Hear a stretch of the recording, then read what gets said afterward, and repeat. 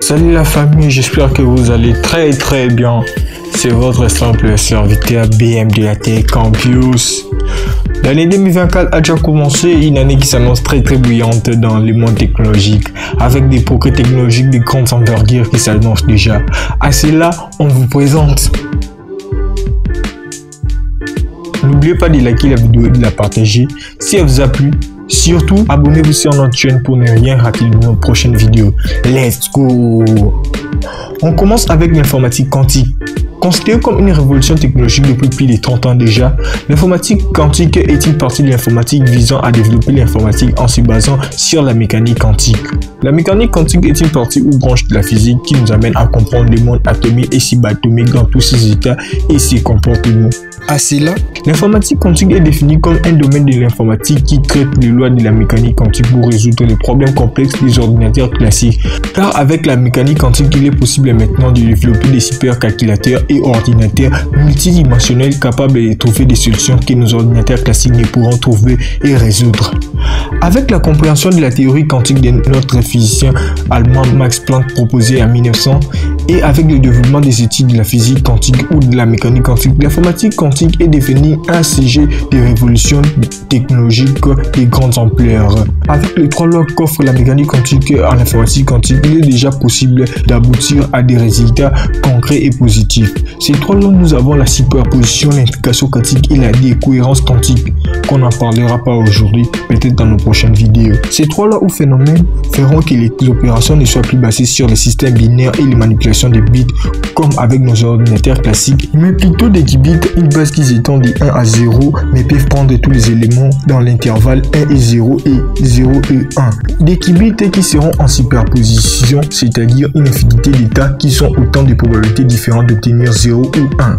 Le terme informatique quantique a vu les jours quand le physicien américain Paul Benioff découvrait qu'une machine de Turing pouvait fonctionner avec les lois de la mécanique quantique. Et quand Richard Feynman, physicien célèbre du XXe siècle, souleva l'hypothèse de la création des ordinateurs quantiques pour la première fois et démontrer le potentiel que peuvent offrir les ordinateurs quantiques par rapport aux ordinateurs classiques, la course contre la montre s'est déclenchée entre les puissantes industries technologiques du monde entier. IBM, NASA, Microsoft, Google, SpaceX et plusieurs autres entreprises sont en course pour avoir les monopoles sur la technologie et investissent beaucoup de fonds. Et voire même des pays comme la Chine investissent beaucoup de fonds pour la création des super ordinateurs quantiques. Une course qui déjà produit des résultats positifs. En 2019, IBM a présenté au monde un calculateur quantique avec 20 qubits.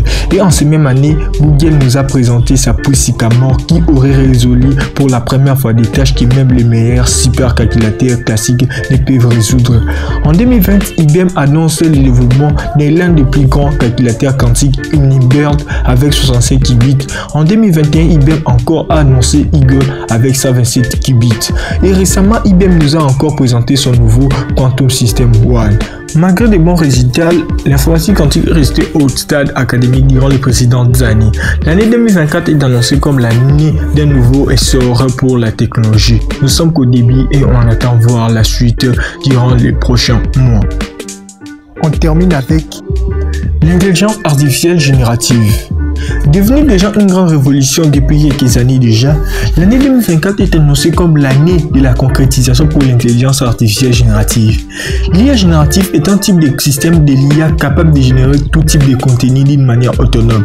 Texte, images, vidéos, musique et autres types de contenus ou données par les systèmes informatiques. L'intelligence artificielle générative est apparue vers les années 60. Ce n'est qu'en 2014, avec l'arrivée du gain neuron génératif antagoniste, que des chatbots commençaient à se créer. Chatbots sont des logiciels dialogueurs, c'est-à-dire les logiciels qui dialoguent avec les utilisateurs.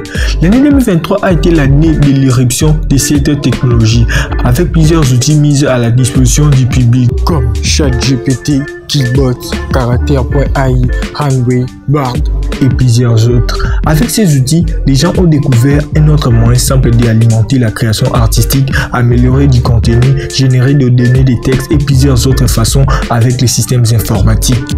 En peu de temps que ces outils sont mis à disposition du public, ces chatbots sont devenus indispensables pour plusieurs personnes pour trouver l'inspiration, pour créer des contenus invraisemblables et des entreprises s'attachent pour l'utilisation de l'intelligence artificielle conversationnelle.